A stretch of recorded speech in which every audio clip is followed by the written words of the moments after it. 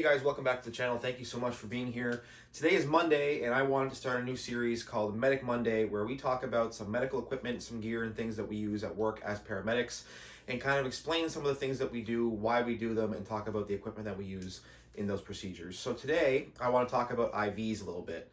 I recently had a patient who was sort of unsure about how our IVs actually work and thought that maybe the needle stayed in your arm or your hand after the IV was placed, and I thought it would be a good opportunity to come on here and explain how our IVs work for those of you who maybe aren't sure about what these actually do and how they work when they're inserted in your body. So I've got one here. This one I got off of Sands Medical, Sands Canada. Great folks over there. They sell a whole bunch of different equipment. You can get pretty much anything you need for a stocked kit for yourself, for your car, for your home, for your family, all the way from IVs to bandages and medications and everything in between. So this here I have is a 20 gauge IV, and these come in a variety of sizes: 24, 22, 20, 18, 16, and 14 are the typical sizes of IV catheters that we carry on the ambulance. This one here is a 20, and it's probably the most common one that we use, at least for me personally. If I'm starting an IV on someone, generally speaking, I'm going to go for a 20 gauge. It's a pretty good middle ground between big enough to pass medications and fluids through effectively, but also not so big that it's going to cause unnecessary pain. So we're going to go over this. I'm going to show you guys how these actually work, and what they do, and talk a little bit about how we decide which size to use, in what circumstances, and so on. Thank you for being here. Let's get into it. All right, you guys, so this is a 20 gauge catheter. These are the actual ones that we carry on our ambulance as well, and it just so happened that Sands carried the same brand. So this actually works out quite well because I can show you guys exactly how these work and how we use them. So first, I'm going to just open it up and show you guys what it looks like and sort of go through the anatomy of an IV catheter here. So you take it out of the package. Each one is color-coded. So the pink is the 20 gauge, blue is 22, yellow is 24, and up the other way, 18 is a green, and so on and so forth. So you come out, you got this thing. Cool. What is it? So it's a big needle, right? Obviously. There's your cap. There's your needle. The needle actually sits, and it's going to be hard for the camera to focus, but the needle actually sits inside of a plastic, you can see it there, a plastic catheter.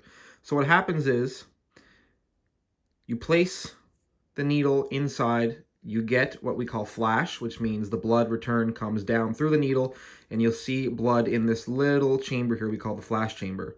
At that point, you're in the vein. So you advance a little bit further, you push your catheter off, and as you push your catheter off, you'll see the needle retracts into that chamber, and then it is locked, so it's safe, it can't come back out. This detaches, this now goes in your sharps container, and this is what is left in your arm, your hand, whatever the case may be. So it's just a very small, very flexible plastic catheter. There is no needle, there is no sharp. That is it. That is what's left inside when we are giving you fluid or medications through an IV. This needle retracts inside the casing, and we throw this in our sharps container.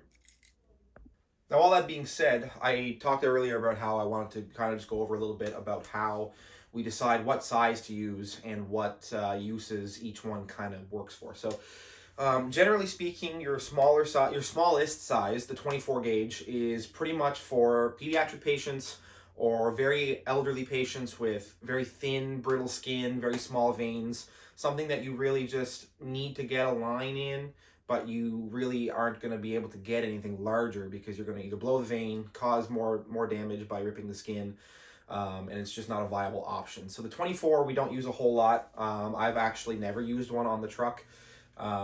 It's not something that we typically go for very often. 22, a little bit more. I'll use a 22 in elderly folks quite often, especially if I'm going for an IV in their hand where they have smaller veins, more brittle skin. The 22 is a good option. You can still pass a decent amount of fluid through it, but it's a bit of a smaller pinch, a little bit of a smaller catheter. The 20, like I said, and like I showed you guys, is my go-to.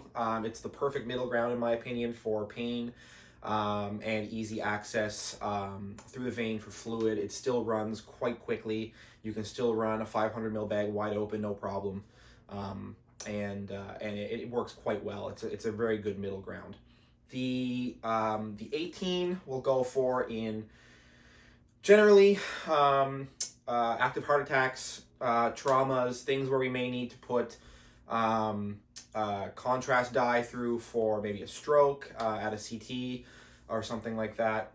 Generally, you want to go something bigger because those fluids, or for giving blood or something of the sort, a little bit more viscous than the normal saline. So we want something that's going to be a bit bigger. And so sort of the same thing goes up for the larger sizes. So a 16 and a 14.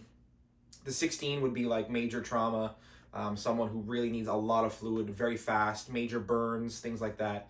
A 14 gauge, I've never seen one placed. I'm not really sure, to be honest with you, what advantages you'd really have over a 16 gauge. They're huge, right? Like, they're just massive IVs. So it's not something that I've had a lot of experience with, but they are there as an option, and they are quite large. Like, you'd feel it, right? You'd need a garden hose of a vein to place a 14 gauge IV. So those are kind of the general kind of uses, the sort of philosophy behind why you go for what size over the other. And like I said, all of our IVs are the same, no matter what size it is. Plastic piece with a needle through it, and then the needle comes out, plastic stays in. So I hope that kind of opens up a little bit of information for some of you folks who maybe have never seen an IV, have never had one placed.